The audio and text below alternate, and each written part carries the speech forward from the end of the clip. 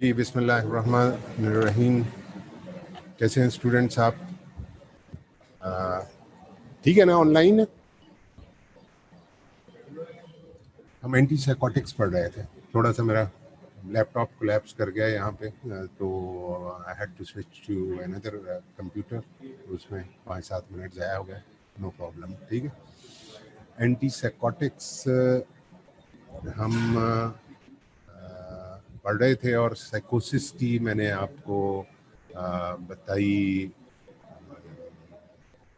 definition के the inability to distinguish between what is real and what is not, break from reality।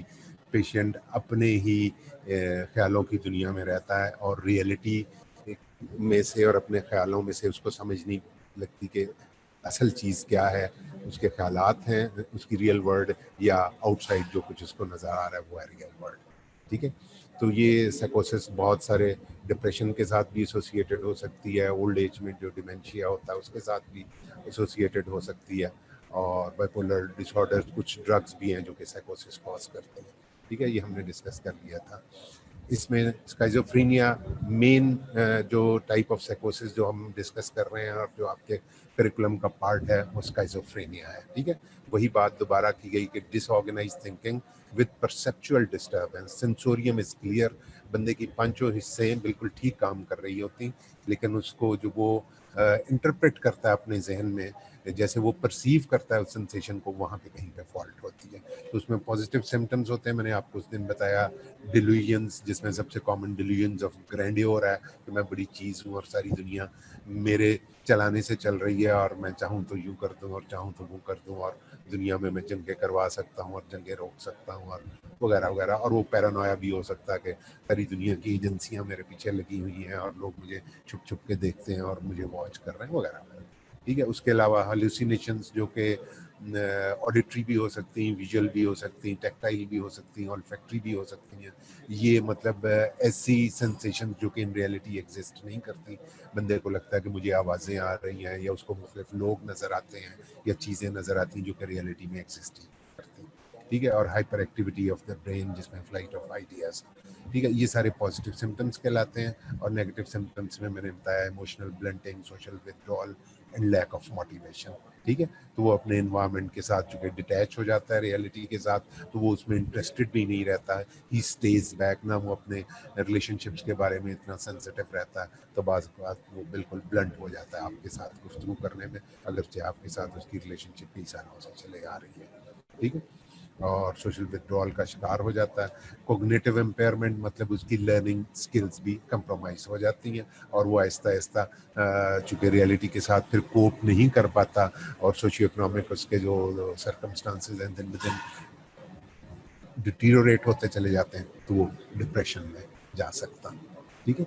उसके बाद हमने थोड़ी सी dopamine hypothesis और सेरोटोनिन हाइपोथेसिस डिस्कस की कि चूंकि ये समझा गया कि एंटी डोपामिनर्जिक ड्रग्स जो हैं उनके एंटी साइकोटिक इफेक्ट्स बड़े अच्छे आ रहे हैं और साइकोसिस में से बंदा निकल आता है जब हम उसको एंटी डोपामिन ड्रग्स देते हैं, तो ये समझा गया कि डोपामीन की disbalance in the higher centre is responsible for साइकोसिस एंड स्किज़ोफ्रेनिया। लेकिन उसको फिर इस तरह के जितने एविडेंसेस थे इन फेवर ऑफ डोपामीन, वो बाद में चैलेंज इसलिए हो गए कि अगर डोपामीन ही वजह है साइकोसिस की, तो फिर एंटी डोपामिनर्जिक ड्रग्स देने से सब लोगों की साइकोसिस ठीक होनी चाहिए, लेकिन सबकी नहीं ठीक होती। ये तो पार्टली इफेक्टिव होता है, लोगों के भी जिनकी ठीक भी होती उनके भी पॉजिटिव सिम्टम्स जो हैं वो करेक्ट होते हैं और नेगेटिव सिम्टम्स उन पर कोई खास फर्क नहीं पड़ता। उसके अलावा उन्होंने ये देखा कि कुछ और ड्रग्स जो नई ड्रग्स हैं जिनसे कि साइकोसिस ठीक हो रही है, उनका डोपामीन के साथ को खास लेना देना नहीं है, वो तो सेरोटोनिन रिसेप्टर्स के ऊपर काम कर रही है ज़्यादा, तो उससे फिर सेरोटोनिन हाइपोथेसिस आ गया सामने। तो we are not really sure कि ये न्यूरोट्रांसमीटर्स के साथ क्या होता है, लेकिन वी नो द ड्रग्स जो कि एंटी डोपामिनर्जिक हैं और वो साइकोसिस को ठीक कर देती हैं, and we know the drugs जो कि एंटी सेरोटोनिन है और वो साइकोसिस को ठीक कर देती हैं। इसलिए ये दोनों थीसिस जो हैं ये पैरेलल चल रहे हैं, क्योंकि हमें इससे बेनिफिट हो रहा है। हम जब तक कंक्लूजन तक नहीं पहुंच जाते, हम इन दोनों ग्रुप्स की ड्रग्स जो हैं उनसे एडवांटेज ले सकते हैं, ठीक है। ये वो क्लासिफिकेशन थी। जो उस दिन मैंने आपको बताई कि जो क्लासिकल ड्रग्स थी, फर्स्ट जनरेशन एंटीसाइकोटिक्स थी, उनमें ये पहली 3 ड्रग क्लोरप्रोमाजीन, थायोरिडाजीन और फ्लूफेनाजीन, ये फिनोथाइजीन्स कहलाती हैं। और थायोथिक्सीन जो है ये बेसिकली केमिकली थायोजेंथीन है, और ये हेलोपेरिडोल जो है ये बीटारोफेनोन है। आपकी चूंकि लिपनकॉर्ड में केमिकल क्लासिफिकेशन दी हुई है, इसलिए आपसे कोई पूछ सकता है तो आपको इन तीनों को अलग से याद करना होगा, इसको अलग से करना होगा और इसको अलग से करना होगा। इसके अलावा भी नाम आपकी बुक्स में दिए हुए हैं, लेकिन अब इतने ही याद कर लें तो बहुत है। अब इन सारी ड्रग्स जो फर्स्ट जनरेशन एंटीसाइकोटिक्स थी, इनकी खास बात ये है कि ये डोपामीन रिसेप्टर्स, डोपामीन के 1 to D1 से D5 तक रिसेप्टर्स होते हैं, तो ये D2 रिसेप्टर्स के लिए एफिनिटी रखते हैं और उनको कंपेटिटिवली ब्लॉक करते हैं। ठीक है, इनकी ज्यादा एफिनिटी D2 रिसेप्टर्स के लिए, उसके अलावा मस्करेनिक रिसेप्टर्स पे, एड्रीनर्जिक रिसेप्टर्स पे, थोड़ा बहुत सेरोटोनिन रिसेप्टर्स पे और हिस्टामिन रिसेप्टर्स पे भी इनके इफेक्ट्स हैं, वो हम बाद में आते हैं उस पर। लेकिन मेनली जो उनका बेनिफिशियल जो एडवांटेज हम लेते हैं वो डोपामीन रिसेप्टर्स पे उनके इफेक्ट की वजह से लेते हैं। ठीक है, तो ये कुछ एरियाज में जो एक्स्ट्रा पिरामिडल सिम्टम होता है, जो हमारा वॉलंटरी स्केलेटल मसल्स की जो कंट्रोल होता है इनवॉलंटरी, उसको ये थोड़ा सा एडवर्सली इफेक्ट करते हैं, और उसकी वजह से ये फर्स्ट जनरेशन एंटीसाइकोटिक्स जो हैं ये कुछ मूवमेंट डिसऑर्डर्स क्रिएट करते हैं, जिनकी डिटेल में बाद में आता हूँ। इनको हम एक्स्ट्रा पिरामिडल सिम्टम्स कहते हैं। उसके अलावा एक और उनका मेजर एडवर्स इफेक्ट ये प्रोलैक्टिन की सिक्रीशन को एनहेंस कर देते हैं, हाइपर प्रोलैक्टिनीमिया कर देते हैं, जिसकी वजह से ग्लैक्टोरिया और मेल्स में गायनिकोमेस्टिया और इस तरह की चीज़ें, फीमेल फीचर्स आना शुरू हो जाते हैं, ये बहुत लॉन्ग टर्म यूज के साथ। ठीक है, तो ये फर्स्ट ग्रुप है जो कि मेनली पॉजिटिव सिम्टम्स को ख़त्म कर देता है, लेकिन नेगेटिव सिम्टम्स स्किज़ोफ्रेनिया की उनके ऊपर इसका कोई खास इफेक्ट नहीं है। तो उसके बाद दूसरा ग्रुप जो कि एंटी सेरोटोनिन ड्रग्स हैं, वो इनकी ज़्यादा एफिनिटी 5-HT2 सब टाइप जो है सेरोटोनिन की 5-HT2A, ठीक है, सेरोटोनिन की 5-हाइड्रोक्सीट्रिप्टामिन 2 और उसकी सब टाइप ए, उन रिसेप्टर्स की एफिनिटी है इन ड्रग्स के अंदर, और ये उनको कम्पेटिटिवली ब्लॉक कर देती है, और थोड़ा सा डोपामिन 2 रिसेप्टर्स को भी ब्लॉक करती, लेकिन ज़्यादा एफिनिटी इनकी सेरोटोनिन रिसेप्टर्स के लिए। तो ये ड्रग्स पॉजिटिव सिम्टम्स को भी करेक्ट करती हैं स्किज़ोफ्रेनिया के, और जो नेगेटिव सिम्टम्स हैं, जो सोशल विथड्रॉल और आइसोलेशन और इमोशनल ब्लंटिंग है, उसमें भी ये कुछ हेल्प करती हैं। They are better than first generation antipsychotics. और दूसरा बड़ा एडवांटेज ये है कि ये एक्स्ट्रा पिरामिडल सिम्टम्स कॉज नहीं करती, जो कि वो वहाँ पे एक्स्ट्रा पिरामिडल सिम्टम्स ऊपर कॉज कर रहे थे, ये extra pyramidal symptoms cause he नहीं करती। ठीक है, लेकिन थोड़े से मेटाबॉलिक डिसऑर्डर्स, ग्लूकोज लेवल और एक दो चीज़ों को ये डिस्टर्ब जरूर करते हैं। तो ये आपको मैंने उस दिन भी कहा था कि ये आमतौर पे ये क्वेश्चन आपसे पूछ लिया जाता है कि फर्स्ट जनरेशन एंटीसाइकोटिक्स और सेकंड जनरेशन एंटीसाइकोटिक्स में क्या फ़र्क है। तो उसमें फर्स्ट जनरेशन जो है वो डोपामिन रिसेप्टर्स पे एक्ट करती, सेकंड जनरेशन सेरोटोनिन रिसेप्टर्स पे एक्ट करती। First generation extra pyramidal disorders करती, इनका ये मेजर साइड इफेक्ट है, ये को खास एक्स्ट्रा पिरामिडल सिम्टम्स नहीं देते। इनके अंदर प्रोलैक्टिन की सिक्रीशन ज़्यादा होती है, इनके अंदर मेटाबॉलिक डिसऑर्डर के चांसेस ज़्यादा होते हैं। और एक और फ़र्क मैंने आपको बताया था कि फर्स्ट जनरेशन एंटीसाइकोटिक्स जो हैं ये they are a very cheap group of drugs, सस्ती हैं, और चूँकि पेशेंट ने सारी ज़िंदगी खाना होती हैं, इसलिए इनकी प्राइस डज मैटर। और ये वाली ड्रग्स जो हैं ये रिलेटिवली नई हैं, और इसलिए इन्हें सेकेंड जनरेशन कहा जाता है, और ये महंगी हैं ज़रा, और जिस पेशेंट ने सारी ज़िंदगी खानी हो और अगर वो अफोर्डेज नहीं हो तो you will add to his financial burden. तो इसलिए हमें ये सोच समझ के फैसला करना होता है कि इन दोनों में से हमने कौन सी उनको देनी है। ठीक है, तो ये इन कुछ ड्रग्स के D2-4 के ऊपर और यहाँ पे D2 के ऊपर पार्शियल एगोनिस्ट इफेक्ट, ये मैंने उस दिन आपके साथ डिस्कस कर लिए थे। अब ये बात आपने याद रखनी कि एंटीसाइकोटिक ड्रग्स वो किसी न किसी हद तक सारी drugs cholinergic, adrenergic, dopamine, serotonin और हिस्टामिन रिसेप्टर्स सारों पे ही थोड़ा थोड़ा एक्ट करती हैं। ये जो फर्स्ट जनरेशन ड्रग्स थी ये डोपामीन रिसेप्टर्स पे एक्ट करने के अलावा कोलिनर्जिक रिसेप्टर्स पे एक्ट करती हैं और एड्रीनर्जिक पे भी कुछ करती हैं। ठीक है। और ये जो रेस्पेरिडोन और क्लोजापिन जो मतलब सेकंड जनरेशन ड्रग्स हैं, इनका सेरोटोनिन रिसेप्टर्स के ऊपर तो इफेक्ट है ही है, लेकिन उसके अलावा ये डोपामिन रिसेप्टर्स पे भी किसी हद तक एक्ट करती हैं और हिस्टामिन रिसेप्टर्स पे भी एक्ट करती हैं। ठीक है, हिस्टामिन रिसेप्टर्स पे बेसिकली ऑल एंटीसाइकोटिक्स एक्सेप्ट हैलोपेरिडोल के अलावा ये सारी ड्रग्स हिस्टामिन रिसेप्टर्स को ब्लॉक करती हैं। तो इतनी मल्टीप्लिसिटी ऑफ रिसेप्टर्स जो है, ये बेसिकली इनके बहुत सारे एडवर्स इफेक्ट्स का बायस बनती है। हमें एक जो हमारा डिजायर्ड इफेक्ट है वो तो डोपामिन रिसेप्टर्स पे इनका एक्शन है, या सेकंड जनरेशन का हमारा डिजायर्ड इफेक्ट सेरोटोनिन रिसेप्टर्स के ऊपर इफेक्ट है, या इन दोनों इफेक्ट्स को डोपामिन और सेरोटोनिन के ऊपर जो इनके इफेक्ट्स हैं, इनको तो हम डिजायर्ड इफेक्ट कह सकते हैं। और अल्फा रिसेप्टर्स के ऊपर और कोलिनर्जिक रिसेप्टर और हिस्टामिन रिसेप्टर्स के ऊपर जो इफेक्ट है वो अनवांटेड है इस सूरत हाल में। तो इसलिए इन ड्रग्स के बहुत सारे एडवर्स इफेक्ट्स होते हैं, और that is the limiting point when we use the antipsychotic drugs.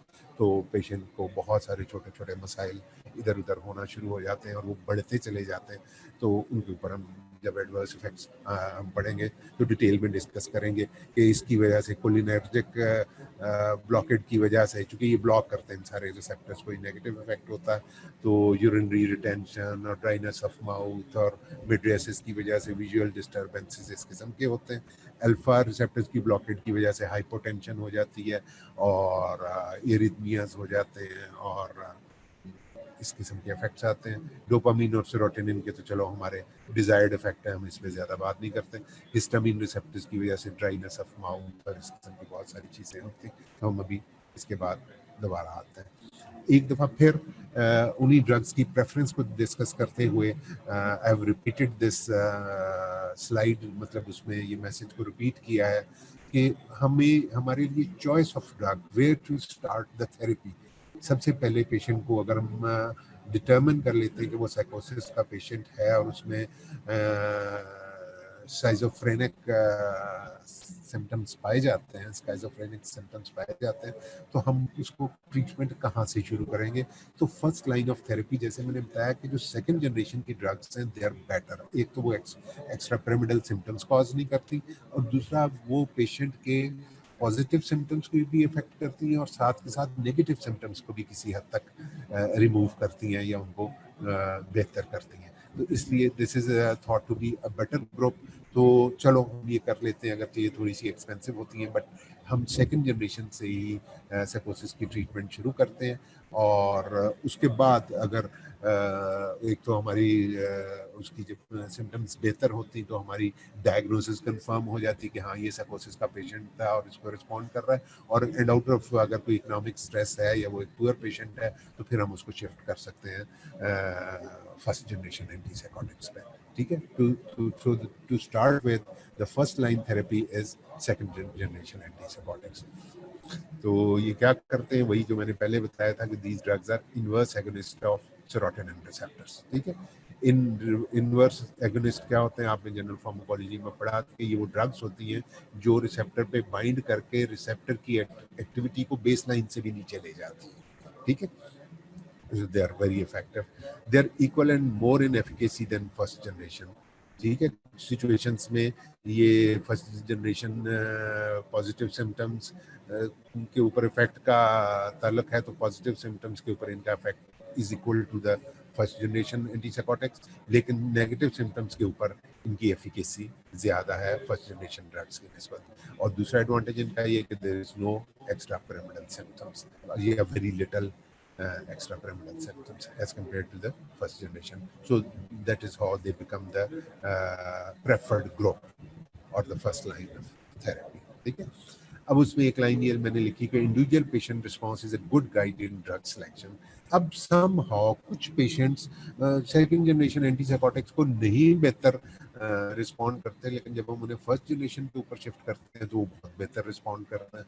तो ये हमें थोड़ी सी हिट एंड ट्रायल करके पेशेंट के लिए बेस्ट सूटेबल ड्रग कौन सी है वो सेलेक्ट करनी होती, तो उसमें हम ड्रग्स को थोड़ा सा स्विच ओवर करते हैं। इवन अगर वो फर्स्ट जनरेशन को रिस्पॉन्ड कर भी रहा है तो हम बीच में couple of months down the road हम सेकंड जनरेशन को थोड़ा सा ट्राई करके देख लेते हैं कि अगर वो उसको रिस्पॉन्ड करे तो हमारे पास एक सेकंड ऑप्शन आ जाती है, या अगर वो out of financial reason switch over करना चाहे या किसी वजह से या कोई वो पर्टिकुलर ड्रग उसको कोई खास एडवर्स इफेक्ट देना शुरू हो जाए तो हमारे पास एक ऑल्टरनेट ड्रग होनी चाहिए, ठीक है। फॉर रिफ्रैक्टरी पेशेंट्स, वो पेशेंट्स जो कि फर्स्ट जनरेशन ड्रग्स को नहीं खास रिस्पॉन्ड कर रहे या उनकी नेगेटिव सिम्टम्स खास तौर पे नहीं ठीक हो रही, 10 to 20% पेशेंट ऐसे होते हैं, तो उनमें फिर क्लोजापीन सेकेंड जनरेशन की ही एक ड्रग है क्लोजापीन, जिसके थोड़े से एडवर्स इफेक्ट सीरियस किस्म के हैं कि वो बोन मैरो का सप्रेशन करती है या उससे फिट्स पड़ सकती है, सीज़र्स जिन्हें हम कह सकते हैं, या सीवीएस के ऊपर उनका इफेक्ट करता है।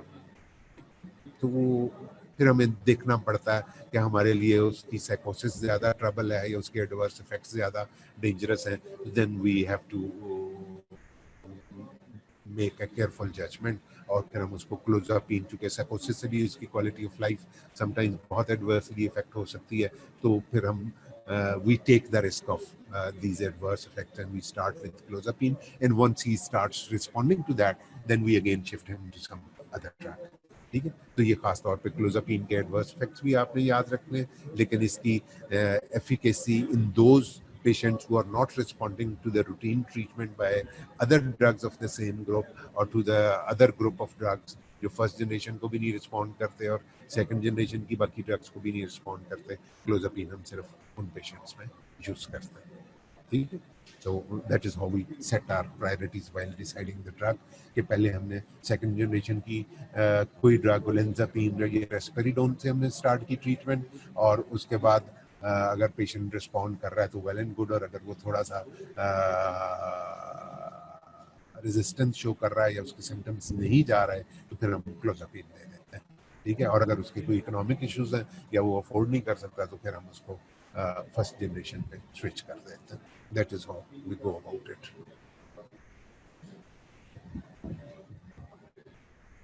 उससे नेक्स्ट, अब ये करती क्या है ड्रग्स, फर्स्ट जनरेशन और सेकंड जनरेशन ड्रग्स बॉडी के अंदर जाके what pharmacological actions they bring about, ठीक है। Number 1, first generation blockade of dopamine receptors और second generation blockade of serotonin receptors, ये तो है ही है। तो उसके अलावा मेनी एजेंट्स मैंने पहले जैसे बताया कि कोलिनर्जिक रिसेप्टर्स को भी ब्लॉक करते हैं और एड्रीनर्जिक रिसेप्टर्स को भी ब्लॉक करते हैं और हिस्टामिन रिसेप्टर्स को भी ब्लॉक करते हैं, ठीक है। तो ये सब फार्माकोलॉजिकल एक्शंस में हम लिखेंगे। Antipsychotic effects, reduction of positive symptoms by blockade of mesocortical and mesolimbic D2 receptors. मैंने आपको बताया था कि जो फर्स्ट जनरेशन ड्रग्स हैं वो D2 रिसेप्टर्स को ब्लॉक करती हैं, उनकी एफिनिटी D2 के लिए ज़्यादा होती, तो ये दो सिस्टम्स जो कि ब्रेन के अंदर मीजोकॉर्टिकल और मीजोलिम्बिक सिस्टम होते हैं वहाँ पे ये जाके इफेक्ट करती और पॉजिटिव सिम्टम्स को ख़त्म करती हैं, जबकि little effect on negative symptoms, वो इमोशनल ब्लंटिंग और सोशल विड्रॉल और आइसोलेशन, उसको वो बहुत ज़्यादा हटा नहीं पाती या उसमें बेहतरी नहीं ला पाती, ठीक है। लेकिन जो न्यूअर एजेंट्स हैं ओलेंजापीन और रेस्पेरिडोन और ये वाला ग्रुप जो है सेकंड जनरेशन जिन्हें कहते हैं, they decrease both positive and negative symptoms to some extent. Positive symptoms तो करते ही करते हैं, डिल्यूजन्स और हेलुसिनेशंस और फ्लाइट ऑफ आइडियाज को तो करेक्ट करते हैं, नेगेटिव सिम्टम्स को भी किसी हद तक ये ख़त्म करते हैं और या पेशेंट को रिलीफ देते हैं, या पेशेंट स्पेशली क्लोजापीन, ठीक है। क्लोजापीन मैंने बताया कि पिछली स्लाइड में कि रेजिस्टेंस केसेस में हम क्लोजापीन यूज़ करते हैं, तो यहाँ पे हमने इसको खास तौर पे अलग से मेंशन कर दिया कि ये नेगेटिव सिम्टम्स को भी करेक्ट करती है। अब extrapyramidal effects due to dopamine receptor, चूँकि ड्रग को तो नहीं पता कि मैंने सिर्फ मीजोलिम्बिक और मीजोकॉर्टिकल सिस्टम्स में इफेक्ट करना है, तो वो हायर सेंटर्स में जहाँ जहाँ D2 रिसेप्टर्स होते हैं उन सबको ब्लॉक कर देती। तो एक नाइग्रोस्ट्राइटल सिस्टम होता है हमारे अंदर जो हमारी मूवमेंट्स के साथ, जो इनवॉलंटरी स्केलेटल मसल्स की मूवमेंट्स होती हैं उनके साथ रिलेटेड होता है, तो उसकी वजह से वहाँ पे रिसेप्टर्स के ब्लॉकेड की वजह से डिस्टोनियाज हो जाते हैं, सस्टेन्ड कॉन्ट्रैक्शन जिसे हम कहते हैं, डिस्टॉर्टेड पोस्चर, मतलब बंदे की एक साइड का ट्रेपीजियस नेक का खिंच गया तो वो उसकी गर्दन टेढ़ी सी हो जाएगी और वो उसी पोस्चर में रहना शुरू हो जाएगा, इसलिए कि वो उस मसल की contraction would not fade away, वो मतलब अपनी जगह पे रहेगी और बंदा उसके मुताबिक अपने पोस्चर को एडजस्ट कर लेगा। इसको हम कहते हैं डिस्टोनिया, यानी किसी एक पर्टिकुलर मसल की टोन जो है वो चेंज हो गई। तो मैंने नेक की जैसे आपको एग्जांपल दी, इसी तरह से कोई मेजर मसल्स स्केलेटल जो है वो या बैक के मसल्स में उसको कोई इशू हो सकता है, तो उसकी वजह से उसका पोस्चर चेंज हो सकता है। ठीक है, तो इसको हम डिस्टोनिया कहते हैं, और ये ट्रीटमेंट के बाद शुरू के दिनों में ही इस किस्म के इफेक्ट्स आना शुरू हो जाते हैं, एक्स्ट्रा पिरामिडल इफेक्ट्स। दूसरा एकथीजिया। एकथीजिया मीन्स के मोटर रेस्टलेसनेस। आप देखोगे कि साइकोसिस के पेशेंट को वो मतलब आप उसके पास बैठे हैं, उसका हालचाल पूछ रहे हैं, उसे गपशप लगाने की कोशिश कर रहे हैं, वो उठ के कमरे में चलना शुरू हो जाएगा और थोड़ा सा स्ट्रेच भी करेगा, थोड़ी सी एक्सरसाइज भी करेगा, और एक बड़ी हेल्दी सी वाइब आएगी कि वो बड़े अच्छे मूड में है और एक्सरसाइज कर रहा है, और फिर वो आपके पास आके काम बिल्कुल ठंडा सा होकर बैठ जाएगा। आप थोड़ी सी बातें उसके बाद साथ करेंगे तो वो थोड़ी देर बाद उठ के फिर टहलना शुरू हो जाएगा। इसको मोटर रेस्टलेसनेस कहते हैं कि वो चैन से उसकी muscles they ask for some activity ना, एक रेस्टलेसनेस की स्टेट, जैसे बॉडी मांग रही होती कि मैं कुछ उठ के करूं। ठीक है, चाहे वो हवा में मुक्के लहराना ही हो, तो वो या थोड़ी सी एरोबिक्स करना या कुछ करना, वो करते रहते हैं, फिर बैठ जाते हैं, फिर उठ के टहलेंगे। तो वो उसको आप उनकी एक मेंटल रेस्टलेसनेस इनिशियली समझते हैं, लेकिन वो उनके एक्स्ट्रा पिरामिडल इफेक्ट की वजह से होता है कि वो उनके मसल्स उन्हें चैन से बैठने नहीं देते। ठीक है, तो कुछ अरसा ड्रग यूज करने के बाद एकथीजिया भी डेवलप हो जाता है, और कुछ अरसा और ड्रग अगर हम यूज करते रहे, एंटी डोपामिन ड्रग्स खास तौर पे, तो उनमें पार्किंसनिज्म लाइक सिम्टम्स आ जाते हैं। तो ये मतलब फिर मैं आपको याद दहानी करा दूं कि ये वाले extra pyramidal effect first generation drugs, ठीक है, क्लोरप्रोमाजीन और थायरिडाजीन और हेलोपेरिडोल, उन वाली ड्रग्स के साथ ये वाले इफेक्ट्स आते हैं। तो नया जो सेकंड जनरेशन ग्रुप है, ओलेंजापिन, क्लोजापिन वगैरह, उससे ऐसे सिम्टम्स नहीं आते, ये बहुत कम आते हैं। ठीक है, फिर ये कि पार्किंसनिज्म लाइक सिम्टम्स, आपको अगर एंटी पार्किंसनिज्म याद हो तो उसमें हमने ये पढ़ा था कि डोपामीन की शॉर्टफॉल की वजह से, इसीलिए हम बाहर से पार्किंसनिज्म के पेशेंट को बाहर से लीवोडोपा दे रहे होते हैं कि उनमें डोपामीन की शॉर्टफॉल हो जाती है, और उसकी वजह से उनकी बॉडी के अंदर रिजिडिटी और हाथों में ट्रेमर और वो पिन रोलिंग मूवमेंट टाइप चीज़ें आ जाती हैं। तो यहाँ पे डोपामीन की कोई कमी नहीं हुई, लेकिन जब हमने डोपामीन रिसेप्टर्स को ब्लॉक कर दिया, ये ड्रग्स हमारी जाके डोपामीन रिसेप्टर्स को ब्लॉक करती हैं साइकोसिस को ठीक करने के लिए, तो जब डोपामीन रिसेप्टर्स को ब्लॉक कर दिया तो एक तरह से डोपामीन की शॉर्टफॉल हो गई उन न्यूरॉन्स के या उन सिनेप्सिस में, तो वो पार्किंसनिज्म लाइक सिम्टम्स। तो ये रिलेशनशिप आपको याद रहना चाहिए कि एंटी साइकोटिक ड्रग से पार्किंसनिज्म लाइक सिम्टम्स हो जाती, और पार्किंसनिज्म की ड्रग ज़्यादा देने से, यानी आप लीवोडोपा की ओवरडोजेज करते रहें किसी बंदे को, तो उसमें साइकोसिस का एलिमेंट आना शुरू हो जाता। यानी ये डोपामीन की कमी से पार्किंसनिज्म हो जाता है और डोपामीन की ज्यादती से साइकोसिस हो जाती है। So these two are related, these are purely two separate entities, purely separate diseases, लेकिन चूंकि दोनों डोपामीन पे डिपेंडेंट हैं, इसलिए कहीं पे आप डोपामीन ज़्यादा दे रहे हैं, पार्किंसनिज्म में डोपामीन बाहर से देते हैं, तो उसकी एक्सेस होने से साइकोसिस हो जाती है। और अगर साइकोसिस के पोजीशन के आप डोपामीन रिसेप्टर ब्लॉक कर देते हैं ये फिनोथाइजीन्स दे के, तो वहाँ पे पार्किंसनिज्म लाइक सिम्टम्स। तो अगर आप इस बात को समझ लें और कैरी करें, तो आपको पार्किंसनिज्म और साइकोसिस कभी आपस में भूलेगा नहीं, और उसमें डोपामीन का जो रोल है वो कभी आपके जहन से नहीं जाएगा।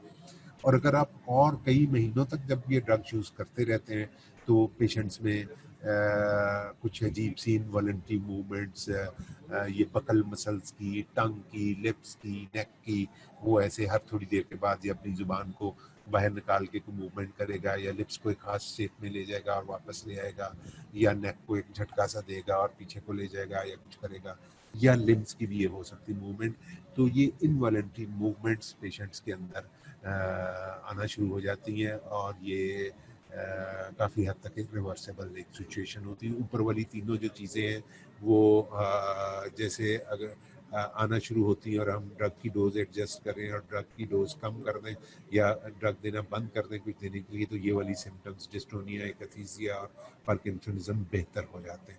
लेकिन ये टार्डिव डिस्काइनेसिया बेहतर नहीं होता, फिर मतलब वो काफ़ी देर तक ड्रग बंद करने के बाद भी दैट स्टेज देयर। ठीक है, तो ये रिलेटिवली इरिवर्सिबल एक फिनोमेना होता है। So we have to be very watchful. हमें एग्जैक्टली एक बैलेंस ढूंढना होता है बंदे की इन जो एडवर्स इफेक्ट्स हैं और जो थेराप्यूटिक इफेक्ट्स हैं उनके बीच में। ठीक है, ये नहीं कि हम उसकी साइकोसिस को ठीक कर दें लेकिन उसको मूवमेंट डिसऑर्डर्स इतने सारे हो जाएं कि वो चलने फिरने से रह जाए, या अजीबोगरीब उसका पोस्चर हो जाए और अजीबोगरीब वो कभी लिप्स की मूवमेंट कर रहा है कभी नेक की कर रहा है तो उसका एक तमाशा सा बन जाए। ये हमें we have to be watchful, चूँकि कोई ऐसी ड्रग प्रूव्ड नहीं है कि वो देने के बाद साइकोसिस हमेशा के लिए ठीक हो जाए। पेश हम हमारे पास सिर्फ इन ड्रग्स का और ये लिमिटेशन है एलोपैथी की कि मोस्टली हम हाइपरटेंशन को जब ठीक करने पे जाते हैं तो हम हाइपरटेंशन को सिर्फ कंट्रोल पर करते हैं, उसको क्योर नहीं कर सकते। इसी तरह से डायबिटीज़ में जब हम इंसुलिन देते हैं या ओरल हाइपोग्लाइसेमिक एजेंट्स देते हैं तो हम डायबिटीज़ को कंट्रोल करते हैं, हम उसको क्योर नहीं कर पाते। तो इसी तरह से ये जो हमारे साइकेट्रिक डिसऑर्डर्स हैं, डिप्रेशन भी और साइकोसिस भी, इनमें हम पेशेंट को क्योर नहीं कर पाते, हम उसकी सिम्टम्स को कंट्रोल कर लेते हैं। तो इंशाल्लाह कभी इंसान ने और कुछ तरक्की की या वो ब्रेन के अंदर होने वाले फिनोमिना को या बॉडी के अंदर होने वाले फिनोमिना को पूरी तरह से समझ पाया तो शायद हम इन चीज़ों का कुछ क्योर भी ढूंढ लें, लेकिन फिलहाल we have to live with this. ठीक है, ये वाले रेड में जो एक्स्ट्रा पिरामिडल इफेक्ट्स चारों मैंने लिखा है, इन चारों को extra collectively extra pyramidal effects कहता है। ठीक है, तो ये पिरामिडल ट्रैक्स मैंने बताया था ब्रेन में होते हैं जो मोटर एक्टिविटी को कंट्रोल करते हैं, मोटर कॉर्टेक्स से निकलते हैं। तो ये उसके दाएं बाएं उन पिरामिडल ट्रैक्स के अलावा कुछ और ट्रैक्स होते हैं जिनको हम एक्स्ट्रा पिरामिडल ट्रैक्स कहते हैं। ये हमारी इनवॉलंटरी मूवमेंट्स को कंट्रोल करते हैं। ठीक है, तो ये उनकी वजह से ये इन वाली मूवमेंट्स के ऊपर बंदे का इख्तियार नहीं होता। अगर ये वाली सिम्टम्स में आ जाए तो उनको रेजिस्ट नहीं कर सकता।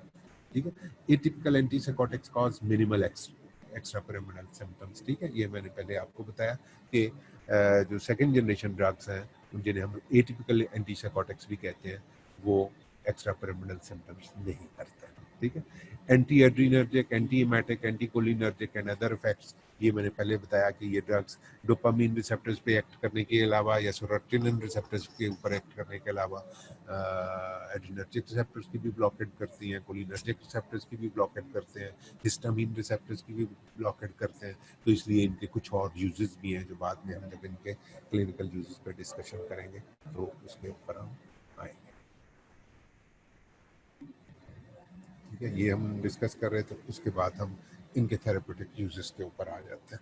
थेरेप्यूटिक यूजेस इनके एंटीसाइकोटिक्स के स्काइजोफ्रीनिया तो है ही है, classicals are more effective against positive symptoms, और जो एटिपिकल ड्रग्स हैं वो रेजिस्टेंट केसेस में भी यूज होती हैं और नेगेटिव सिम्टम्स को भी किसी हद तक बेहतर करती हैं। ठीक है, ड्रग इंड्यूस्ड नोजिया, वॉमिटिंग, प्रोक्लोरपेराजीन, ये इसकी एंटी वॉमिटिंग इफेक्ट जो है ये चूँकि हिस्टामिन रिसेप्टर्स के ऊपर भी एक्ट करती हैं ड्रग्स और मस्करेनिक रिसेप्टर्स के ऊपर भी काम करती हैं, तो हमारे कीमोरेसेप्टर ट्रिगर जोन में और हमारे वेस्टिबुलर अपरेटस में और वॉमिटिंग सेंटर में क्योंकि ये सब रिसेप्टर्स होते हैं, इसलिए उन रिसेप्टर्स के ब्लॉकेट की वजह से इनका एंटी एमेटिक इफेक्ट आता है। तो प्रोक्लोरपेराजीन जब हम एंटी एमेटिक्स पढ़ेंगे तो उसमें ये वाली ड्रग खास तौर पे जो कि पोटेंशियली एंटीसाइकोटिक है लेकिन उसका एंटी वॉमिटिंग रोल जो है वो ज़्यादा एम्फेसाइज्ड है। ठीक है, एज ट्रंकलाइजर्स यानी स्लीप इंड्यूसर के तौर पे, agitated and disruptive behaviour in autism, autism बच्चों की एक डिजीज़ होती है जिसमें बच्चे की कम्युनिकेशन स्किल्स बुरी होती हैं और बच्चा बहुत हाइपर एक्टिव होता है। इसी तरह से बड़े लोगों में भी बाइपोलर डिसऑर्डर्स में लोगों में मूड स्विंग्स होती हैं और उनका एक एजिटेटेड सी पर्सनैलिटी होती है, रेस्टलेस सी, तो उसको काम डाउन करने के लिए हम एरिपेप्राजोल या रेस्पेरिडोन यूज़ करते हैं। इसी तरह बाइपोलर डिसऑर्डर मैंने बताया कि मूड स्विंग्स इसमें होती हैं, तो इसमें एरिपेप्राजोल को या ओलेंजापिन को हम लिथियम के साथ कंबाइन करते हैं। लिथियम इज़ अ ड्रग जो कि बाइपोलर डिसऑर्डर का जो मेनिक पार्ट होता है, यानी बाइपोलर डिसऑर्डर होता है जिसमें बंदा कभी तो बहुत एक्साइटेड होता है और बोलता चला जाता है, उसको हम मिनिक पार्ट कहते हैं, और दूसरे पार्ट में जाके वो बिल्कुल 2-4 हफ्तों के बाद वो बिल्कुल इंट्रोवर्ट सा होकर बैठ जाता है और डिप्रेशन में चला जाता है। तो इस मूड स्विंग्स को हम बाइपोलर डिसऑर्डर कहते हैं। तो उसमें जो मेनिया वाली स्टेट होती है जिसमें बंदा बहुत हाइपर एक्टिव होता है और बोलता चला जाता है, उसको काम डाउन करने के लिए हम लिथियम इज द ड्रग जो क्लासिकली यूज हो रही थी, तो उसके साथ ही एटिपिकल एंटीसाइकोटिक्स एरिपिप्राजोल और ओलेंजापिन हम कंबाइन करते हैं, तो वी गेट गुड रिजल्ट्स। इसके अलावा अल्जाइमर्स में डिजीज, ओल्ड एज की एक डिजीज है, न्यूरोनल डिसऑर्डर है, उसमें भी एरिपिप्राजोल और क्वेटियापाइन ये एक ड्रग है, ये दोनों एटिपिकल एंटीसाइकोटिक्स हैं, दे आर यूज्ड।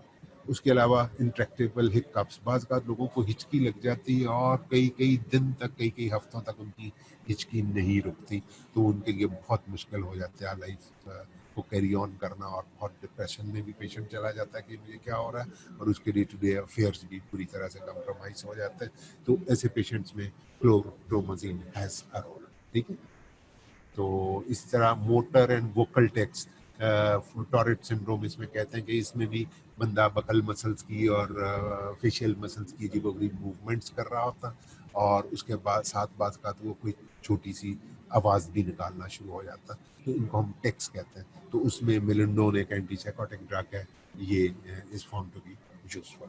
ठीक है, तो ये अलग से आप याद कर लें। और ये स्काइजोफ्रीनिया तो है ही, आप ये देखें कि इन ड्रग का स्काइजोफ्रेनिया के अलावा नोजिया वॉमिटिंग में रोल, एज ट्रंक्लाइजर या स्लीप इंड्यूसर्स के तौर पे रोल, बाइपोलर डिसऑर्डर में ये काम किए हैं, अल्जाइमर्स डिजीज में ये हेल्प करती हैं, हिकअप्स में हेल्प करती हैं, और मोटर एंड वोकल टेक्स जिसको टॉरेट सिंड्रोम कहते हैं, अगर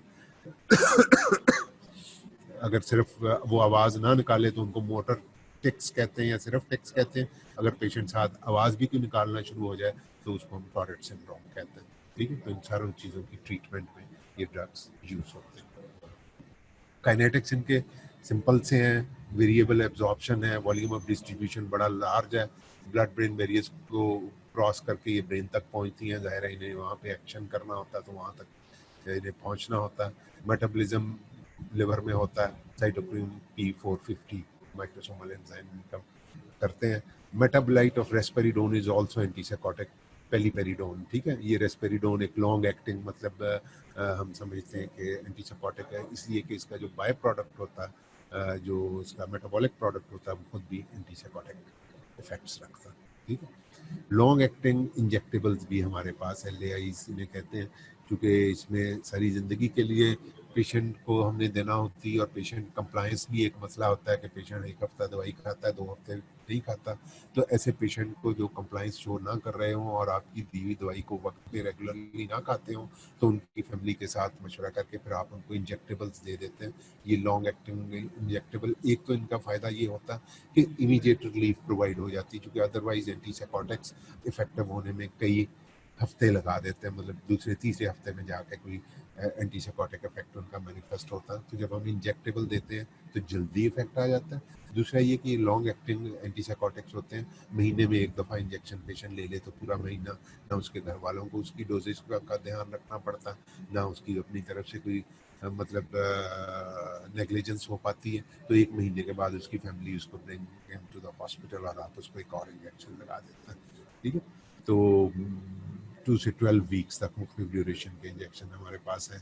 फ्लूफेनाजीन और हेलोपेरिडोल क्लासिकल एंटीसाइकोटिक्स में फर्स्ट जनरेशन में से, और रेस्पेरिडोन, एरिपिप्राजोल और ओलेंजापिन सेकंड जनरेशन में से, ये हमारे पास इंजेक्टेबल फॉर्म में मौजूद है। सो लॉन्ग एक्टिंग इंजेक्टेबल्स के तौर पे हम इन्हें यूज़ कर सकते हैं।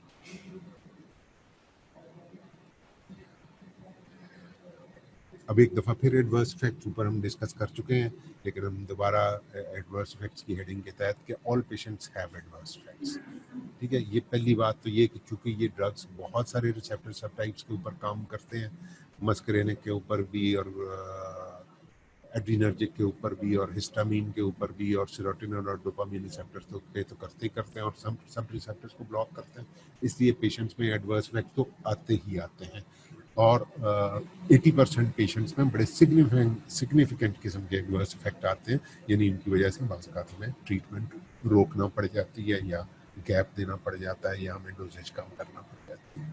ठीक है, तो जो रिवर्सिबल न्यूरोलॉजिकल डिसऑर्डर्स हैं उनमें एक्स्ट्रा पिरामिडल इफेक्ट्स में ही disbalance of dopaminergic inhibition and cholinergic excitation affects in striatal neurons relative excess of cholinergic। तो ये कहते हैं कि ये जो डिस्टोनिया वगैरह होते हैं ये बेसिकली इसलिए होते हैं कि आपने डोपामीन को तो इनहिबिट कर दिया और कोलिनर्जिक को भी इनहिबिट किया लेकिन कम किया, तो जो कोलिनर्जिक एक्टिविटी का और डोपामिनर्जिक एक्टिविटी का बैलेंस था वो हायर सेंटर्स में ख़राब हो गया, जिसकी वजह से पेशेंट के मसल्स इनवॉलंटरी कॉन्ट्रैक्शन में चले गए। ठीक है, तो ये उसके पीछे जो रैशनल है अगर आपको याद रह सके तो उसमें हम dystonia is one thing, dose dependent जो होता है, अगर आप ज़्यादा डोज देंगे तो डिस्टोनिया होने के इम्कान ज़्यादा होंगे और अगर कम डोज देंगे तो कम होंगे with in hours two days. ठीक है, ये तो शुरू के दिनों में ही डिस्टोनिया जो किसी एक खास मसल की या दो मसल्स की या ग्रुप ऑफ मसल्स की कॉन्ट्रैक्शन हो जाती है और बंदे का, पेशेंट का बेचारे का पोस्चर ही चेंज हो जाता, ये शुरू में ही हो जाता मेडिकेशन के आगाज में। एक एथियासिस, एक एथीसिया जिसे मैंने कहा था, एक एथियासिस कहते हैं, उससे जो कंडीशन आती है इन डेज टू वीक्स। ठीक है, कुछ दिनों के बाद या कुछ हफ्तों की ट्रीटमेंट के बाद ये मोटर रेस्टलेसनेस जो मैंने बताया था कि पेशेंट में एक अजीब सा उठ के चलना फिरना शुरू कर देता है और कभी एक्सरसाइज करना शुरू कर देता है, एक मोटर मसल्स की रेस्टलेसनेस उसमें आ जाती है, मोटर एक्टिविटी। ठीक है, और अगर हम उसके बाद भी मेडिसिन को कंटिन्यू रखें फॉर वीक्स टू मंथ्स तो उसमें पार्किंसनिज्म लाइक सिम्टम्स आ जाते हैं, खासतौर पे क्लोजापिन से। ठीक है, चूँकि जनरली एक्स्ट्रा पिरामिडल सिम्टम्स जो हैं वो क्लासिकल एंटीसाइकोटिक से आते हैं, लेकिन कुछ महीने या हफ्ते तक अगर आप क्लोजापिन दें जो कि सेकेंड जनरेशन एंटीसाइकोटिक्स में है तो उससे भी पार्किंसनिज्म लाइक सिम्टम्स आ जाते हैं।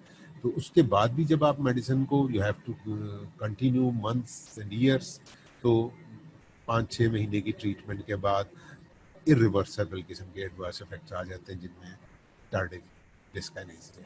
ठीक है, टार्डिव डिस्काइनेसिया में वही मैंने बताया कि लिप्स एंड बकल मसल्स की मूवमेंट है और उसके साथ ये हमने यहाँ पे डिस्कस किया था कि लिप्स की, नेक्स की, लिम की अजीब सी मूवमेंट, रेपिटेटिव मूवमेंट जो है वो करना पेशेंट शुरू हो जाता है।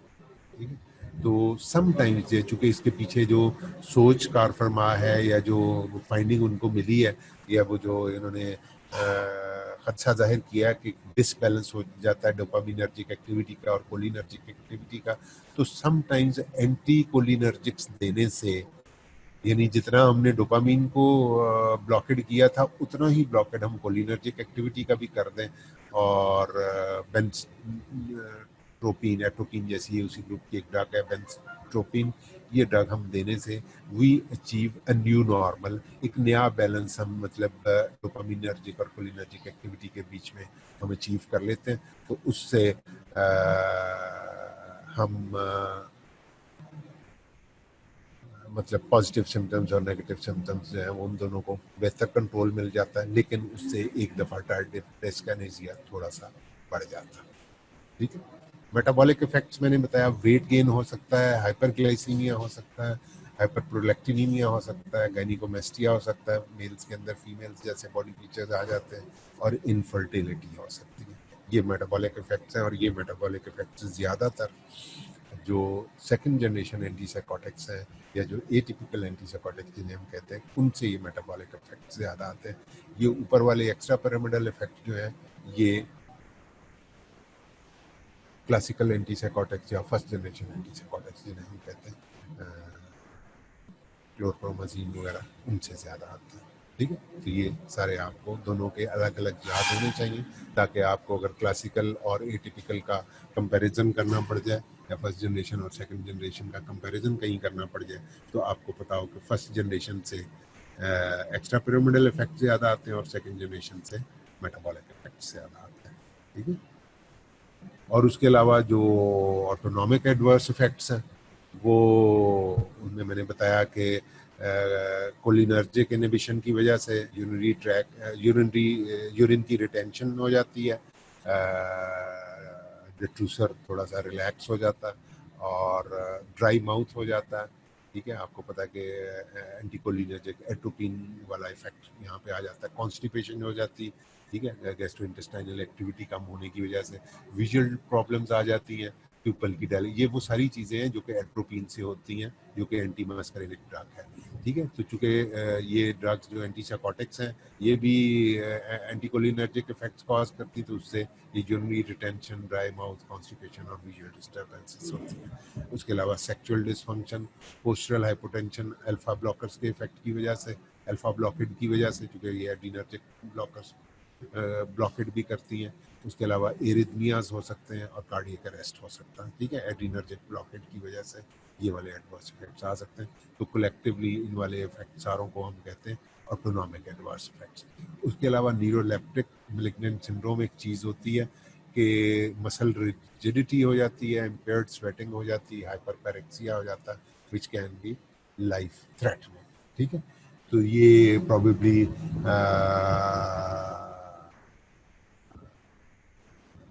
जैसे सेरोटोनिन सिंड्रोम होता है उससे मिलती जुलती चीज़ है, चूँकि एक तरफ तो हम सेरोटोनिन रिसेप्टर्स को ब्लॉक कर देते हैं, तो दूसरी तरफ अगर आप पेशेंट को कोई anti depressant serotonin reuptake inhibitor भी हो तो फिर इस किस्म की एलिमेंट होने के इम्कान ज़्यादा हो जाते हैं। तो ये प्योरली अगर आप SSRI ना भी साथ दे रहे हो, सिर्फ एंटी सेरोटोनिन ड्रग्स दे रहे हो, तो उनसे ये सिंड्रोम हो जाता है। जो रिजिडिटी है, इम्पेयर्ड स्वेटिंग है, जब स्वेटिंग नहीं होगी तो बॉडी का टेम्परेचर राइज करना शुरू हो जाएगा, और ये rise in temperature can be life threatening, जिन्हों के 105 106 पे जाके लाइफ को सीरियस थ्रेट हो जाता है। तो उसमें ये मसल्स की रिजिडिटी को हम डेंट्रोलिन से ठीक कर लेते हैं, ये सेंट्रली एक्टिंग मसल रिलैक्सेंट है। डाइजिपाम से उसकी जनरल एजिटेशन को हम काबू में लाते हैं, और डोपामीन एगोनिस्ट को देख के बाकी इफेक्ट्स को हम कंट्रोल करते हैं, ठीक है। तो इनको न्यूरोलेप्टिक मैलिग्नेंट सिंड्रोम कहते हैं। इसका मेरा ख्याल है शायद सेरोटोनिन के साथ ताल्लुक नहीं है इतना, चूंकि डोपामीन एगोनिस्ट इसमें काम कर रहे हैं, तो ये क्लासिकल जो एंटी साइकोटिक्स है ये उनसे भी हो सकता है, ठीक है। ये जितने एंटी साइकोटिक्स हैं इनको हम न्यूरोलेप्टिक्स भी कहते हैं। ये शुरू में कहीं पे मैं शायद नाम बताना भूल गया कि एक नाम एंटी साइकोटिक्स का न्यूरोलेप्टिक्स भी है, ठीक है। तो इनको हम न्यूरोलेप्टिक मैलिग्नेंट सिंड्रोम, जो इन एंटी साइकोटिक्स की वजह से जो सिंड्रोम जनरेट होता है, जिसमें हाइपरपेरेक्सिया और रिजिडिटी है, ये वही वाली सिम्टम्स है। रिजिडिटी वही पार्किंसनिज्म लाइक एक एक्टिविटी होगी या एक्स्ट्रा पिरामिडल एक्टिविटी होगी, ये स्वेटिंग का रुकना, ये कोई कोलिनर्जिक रिसेप्टर्स इसमें इन्वॉल्व लगते हैं और उसकी वजह से फिर हाइपरपेरेक्सिया हो जाता है, तो इट्स लाइफ थ्रेटनिंग सिचुएशन। तो we should be vigilant while giving the antipsychotics to somebody, कि उसकी डोज वो खुद ही बढ़ाता ना चला जाए। सिडेशन इज मोर विद फिनोथायाजिन्स, ठीक है, जो क्लासिकल एंटीसाइकोटिक्स है उनसे थोड़ी सी सिडेशन भी होती है। तो स्पेसिफिक टॉक्सिसिटीज कुछ ड्रग्स की, ये पिछले यहाँ से एडवर्स इफेक्ट्स ही चल रहे हैं। पहले रिवर्सिबल न्यूरोलॉजिकल इफेक्ट्स, उसमें एक्स्ट्रा पिरामिडल इफेक्ट्स, फिर इरिवर्सिबल डायरेक्टिव डिस्किनेसिया, फिर मेटाबॉलिक इफेक्ट्स, और उसके बाद फिर ऑटोनॉमिक एडवर्स इफेक्ट्स, फिर न्यूरोलेप्टिक मैलिग्नेंट सिंड्रोम, फिर सेडेशन। और ये स्पेसिफिक टॉक्सिसिटीज हैं कुछ ड्रग्स की, जिनमें थायोरिड्राजीन causes visual impairment और फेटल किस्म का वेंट्रिकुलर एरिथमिया, ये आपको एज सच याद रखना होगा। और most atypicals cause QT prolongation on ECG, ठीक है। एटिपिकल ये जो नया वाला ग्रुप सेकंड जनरेशन है वो QT को प्रोलॉन्ग कर देते हैं, उसकी वजह से ECG में चेंजेस आ जाते हैं। क्लोजापिन मैंने पहले भी बताया कि ये रेजिस्टेंट केसेस में हम सिर्फ यूज़ करते हैं क्योंकि ये एक ग्रेनुलोसाइटोसिस करती बोन मैरो के डिप्रेशन की वजह से, और उसके अलावा हाई डोज पे ये सीजर्स कॉज कर सकती है, ठीक है। तो ये हम एंटीसाइकोटिक्स हमने यहाँ पे ख़त्म कर लिए। और एनी क्वेश्चन अगर आप लोग कुछ भी पूछना चाहें तो यूर वेलकम। हमारे पास 2-4 मिनट है, 5 मिनट है मिलके, तो कोई सवाल आप साइकोसिस के बारे में, उसकी ट्रीटमेंट के बारे में, एडवर्स इफेक्ट्स के बारे में पूछना चाहते हैं तो I am very much here, please go ahead.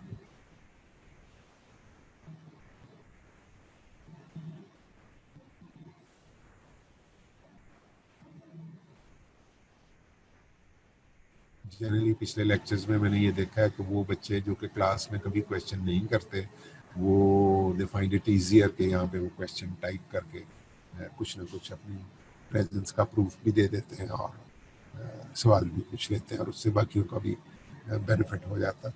So if you have anything to ask तो please go ahead, don't hesitate.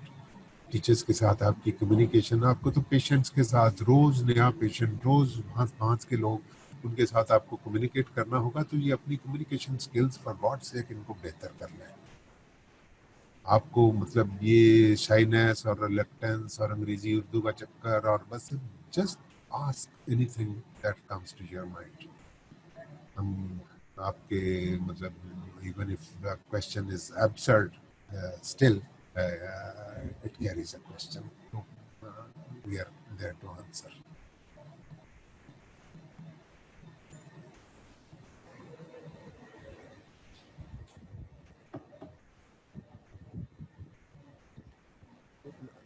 बात स्टूडेंट दूसरी तरफ हैं भी कि नहीं? कोई एक सवाल नहीं पूछा किसी ने. 5 मिनट से तस्वीर दे रहा, सारे मौजूद हैं. चलो ठीक है. मैंने कहा सवाल नहीं पूछा, पता नहीं मैं कम कहा है मैंने लिख के.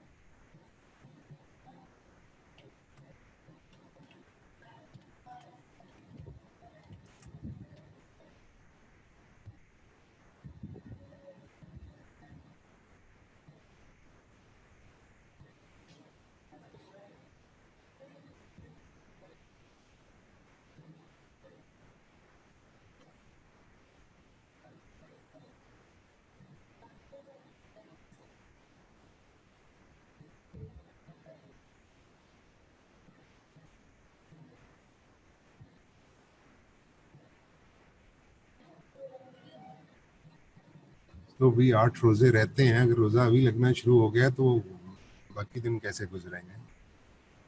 लॉकडाउन में तो सब लोग घरों में बैठे हैं और इतने आसान और मज़े के रोज़े तो कभी ज़िंदगी में नहीं गुजरे. और कुछ मौसम भी ठंडा हो गया.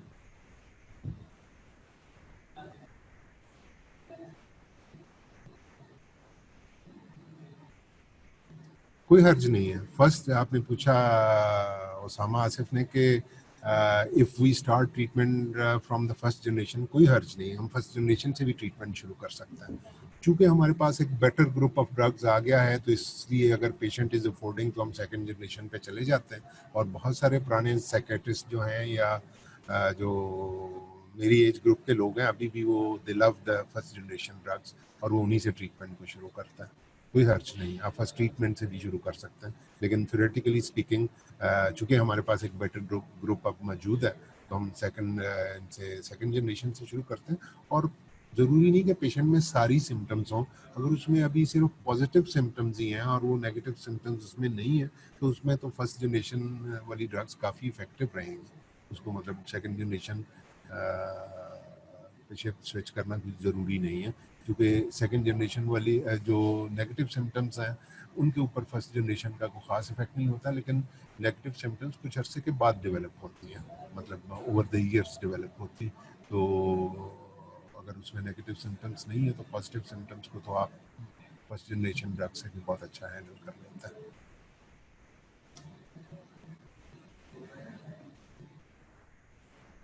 और कुछ?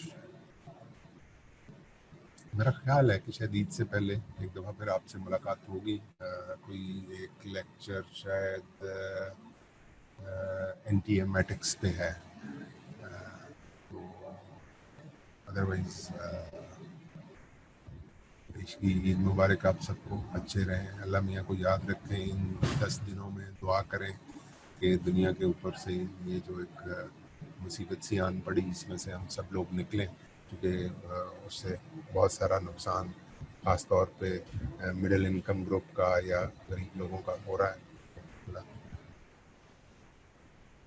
शुक्रिया बेटा, और सी यू इंशाल्लाह। वी आर लुकिंग फॉरवर्ड कि कब ये सब कुछ दोबारा बैक टू नॉर्मल होता है and we sit face to face with each other. ठीक है, ये मान अल्लाह। अस्सलाम वालेकुम।